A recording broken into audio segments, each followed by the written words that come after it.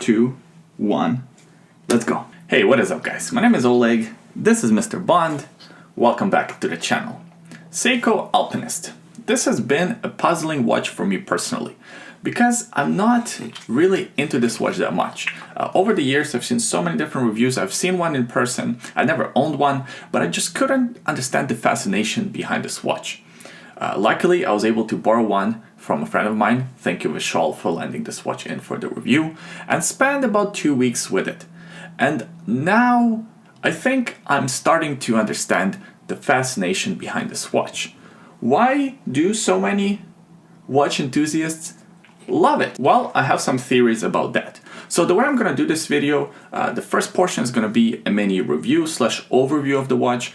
The second portion of the video is going to be my thoughts behind why I think this watch is so appealing to so many people. And the third portion of the video, I'm going to talk about my thoughts on the rumors that this watch is coming back, that Seiko is planning to reintroduce new and updated version of Seiko Alpinist.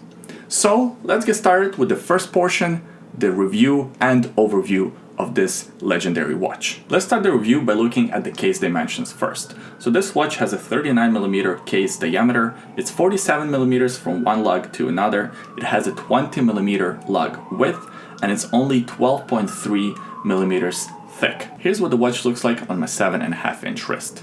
I think it fits really well. For my wrist size and my personal preferences, I love watches in 40 to 39mm case diameter. I think this one is also very slim at about 12mm, so it fits really nicely on NATO straps, or you could wear it on the supplied leather strap. Seiko Alpinist has all stainless steel case with the brushed finish on top of the lugs and polished finish on the sides of the case. It also has a polished finish on top of this bezel. Bezel is very shiny, it's very attractive, kind of reminiscent of Rolex Explorer. But one negative with all polished bezels like this is the fact that they are scratch magnets. This is a Japanese mountaineering watch. One of the big appeals of the watch is the fact that you can go anywhere, do anything with this watch. And having that all polished bezel, even though it does look nice, in the long run it will attract quite a few scratches. So some people like the all polished bezel and some people really dislike that look. I happen to like it, but I understand if you look at it as a negative. There are two crowns on the watch. The crown at the 3 o'clock position with the big crown guards. It is a sine crown, screw down crown, giving this watch 200 meters of water resistance, which is surprising for a watch like this. It's not a diver, it still has the proper 200 meters of water resistance. Nevertheless, this crown here is the one that operates the movement, and we'll talk about the movement in a minute here or so. The second crown, the crown at the 4 o'clock position, that's the crown that operates this inner bezel or the compass. A couple of interesting things about this crown. Number one, the fact that it's not a screw down crown, so you can operate the bezel from a 0 position. The second kind of a puzzling choice is the fact that they didn't go with the side crown for this crown that operates the compass. And third thing you should know about this crown is the fact that it's very easy to turn. In fact, as you wear this watch throughout the day, chances are you will adjust this compass many times throughout the day. So if you're a little OCD about having your compass aligned properly or having your bezels aligned properly, this watch is probably not the watch for you because it will drive you crazy. The bezel, the compass will adjust willy-nilly throughout the day. Looking at the case back, and it's a little disappointing, it is a screw down case back, again helping with that 200 meters of water resistance.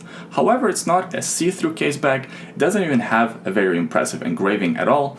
In fact, it just has a little bit of writing and a drawing of some mountains and Alpinist written on the case back, and that's about it. Seiko, of course, is not obligated to put a see-through case back or a crazy engraving on the case back. However, I think it would be a nice feature in a watch, especially in a watch at this price point. Let's talk about this dial.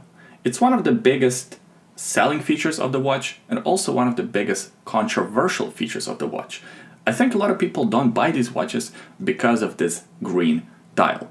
The dial in person looks gorgeous, I gotta admit that.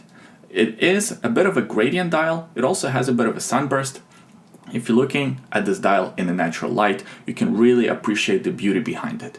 Another controversial feature of the watch is the color combination of the green dial and gold indices. So all the indices are applied and they are alternating between Arabic numerals and little arrowheads. To add a little bit more of golden accents, you also have the applied Seiko logo by the 12 o'clock position in gold, and you also have these golden cathedral hands. By the 6 o'clock position, we have a whole bunch of writing in white font, 20 bars, Alpinist, DiaShock 23 joules, all of that written there. And at the 3 o'clock position, we have a date.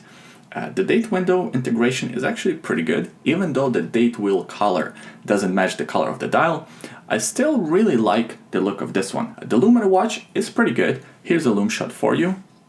It's not outstanding or anything like that, but for a Japanese mountaineering watch and for your Japanese mountaineering needs, I think this will do. The movement in a watch is a caliber 6R15 automatic movement. Hackable, hand-windable, beats at 21,600 vibrations per hour, has 23 joules and 50 hours of power reserve. This movement, some people have great experiences with, and some people don't really like it because essentially this is a slightly modified 4R series movement, which in turn is a very slightly modified Seiko NH35 movement. All movements are solid workhorse movements, but if you're charging about $500, some I've seen $600 for this watch, you expect a bit of a better quality movement. These 6R movements, they're fairly accurate, however, they are known to have some accuracy issues. The watch has a sapphire crystal. I know it's hard to believe, a Seiko with a sapphire, but yes, this one has a sapphire. I think they did a good job with this one. There's not much of a gap between the crystal and the case. And currently, this specific watch is on a NATO strap from bondnatostraps.com. Shameless plug, I know, but if you're looking for a good quality NATO strap and want to support this YouTube channel, buying one of these NATO straps would be a good way to do that. Also, the watch does look pretty kick-ass on this NATO. The owner had it on a different NATO strap. It was kind of a cheaper quality NATO, and I think on a better quality NATO, it really brings out that green dial much better. So that was the overview and review part of the video. Now let's talk about my theory behind why this watch is so popular with a lot of watch enthusiasts and collectors. I came up with 3 reasons. Number 1 is the fact that the watch is very comfortable. I think the profile of the watch, the overall dimensions, wear really nicely on variety of different wrist sizes. If you have a smaller wrist, if you have a large wrist, the watch will fit really well. The 39mm diameter plus the thinness of only 12mm does work really well. The second reason is the fact that this watch is kind of go anywhere, do anything type of a watch. Yes, it's a Japanese mountaineering watch, but I think it's so much more, because if you put this watch on a nice leather strap, it could be worn as a dress watch or a dressier timepiece. So it could be worn as a sports watch, still has 200 meters of water resistance, still has a robust automatic movement, sapphire crystal, so you're not going to scratch this one that easily. Yes, the polished bezel will be a scratch magnet, but other than that, it's a tough watch and you can wear it in a boardroom or you can wear it on a hike. And the third and probably the most important reason why people like this watch, at least in my opinion, is because how recognizable it is. This watch is hard to mistake for anything else. As soon as you see that green dial on someone's wrist, as soon as you see this case shape, you pretty much automatically know that's a Seiko Alpinist, if you know anything about watches. There aren't too many watches in the world that are this recognizable, and the watches that are this recognizable cost a lot more money. Even though the Seiko SARB017 Alpinist is discontinued, you can still find them all over eBay, new old stock, resale watches for around $500, $550, $600. They were a little bit more initially when the news just broke that the watches are discontinued. However, as time went on, people kind of came down, the demand on them went down, and now you can pick yours up for around $500 or so. And my recommendation would be not to pay any more than $500 for this watch. I do like it, but I don't love it. I think there are quite a few different options in 2019 in the same price category that compete with this watch. For the last few months, we have heard this rumor that Seiko is planning to do a re-release of updated Seiko Alpinist. That's why they discontinued it, and now they're gonna reintroduce a new and improved version of this watch. Now, all of these are just rumors and leaks, so take them with a grain of salt. But basically, three big differences will be between this watch and the new upcoming Seiko Alpinist. Number one, the movement will be improved. So instead of having the 6R15 movement, the watch will have 6R35 movement, with the biggest difference between the two movements being that the new updated movement will have 70 hours of power reserve as opposed to 50 hours on the current Alpinist. The second update will be the fact that this watch will have a see-through caseback. Something that is a very welcomed addition to this watch, especially since the caseback is so plain. So I think that's a very good improvement. And third, and probably the most exciting change in the watch, is the fact that they will release this with a few different dial variations. So I think there's going to be a black one, a white one, and this green one. All of these updates are rumored to come out January 2020, and the watch will have a new and a higher price point. Surprise, surprise, Seiko is raising prices on their watches. So there's not an exact announcement yet. We don't know exactly what the price of this watch will be, but the speculation is that it's going to be at least 50% more expensive. My personal opinion, at $500, this is a pretty solid watch, and I understand the fascination behind this watch. It's a very special timepiece. However, at $800, $900 US, there's just too much competition. In fact, better watches in that price category, a lot of Swiss-made movements, a lot of kind of better quality movements, better quality watches. I guess we'll have to see if there's going to be any improvement to the quality of the watch, but as of right now, this new release doesn't really get me that excited about these Seiko Alpinists. But who knows? Maybe when the watches are released, if the watches are released, I will change my mind.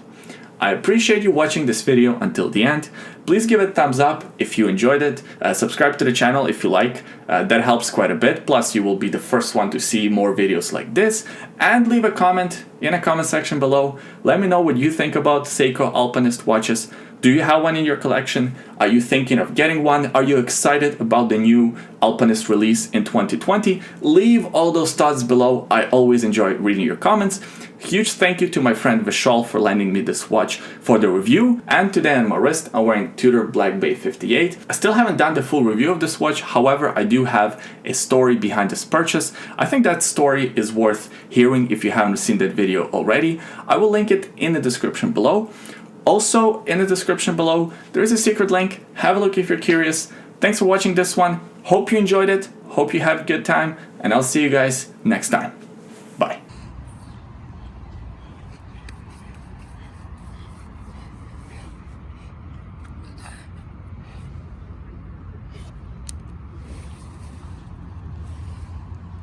This one.